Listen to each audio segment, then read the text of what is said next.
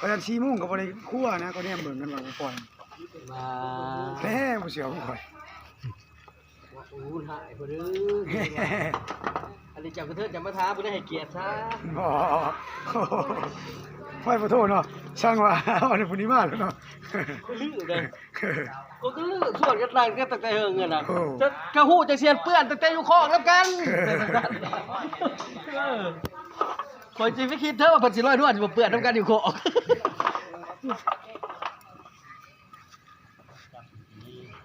มันมาที่จอ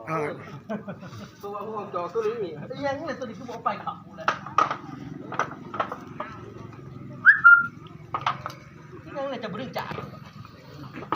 ทุกช่างนะบ่ว่ามันเป็นจังได๋มันค่าหยังไปมันง่วงมันโทงจะดึงจ่ายได้ข่อยไปคั่วม่วนเพิ่นก็ยังบ่จักเฮ็ดแต่บ่เป็นมีแต่เพิ่นเฮ็ดเพิ่นบอกว่าจับตัวใดตัวนั้นตัวนี้ม่วนนี่ว่าน้อยโตเพิ่นก็แปลนเด้อหมอบเจ้าเด้อหมอบเจ้าได้นี่ข่อยบ่เป็นคอยเป็นจับซอยไปเสีย จับ นะ ซอยนะข่อยจะบ่เป็นเบิ่งไว้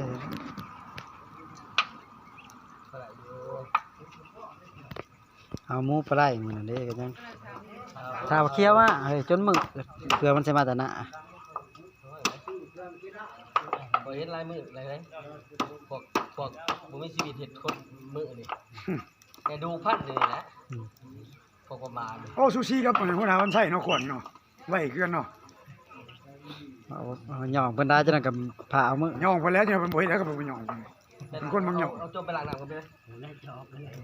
นี่แหละจอกนี่ได้จ้ะตาลาย วันนั้นจมกดมันไปล้างกันไปโอ้ยสิล้างหยังแล้วมันสิน้ำมาเกือบบ่รู้ก็สิเด้อบ่จัก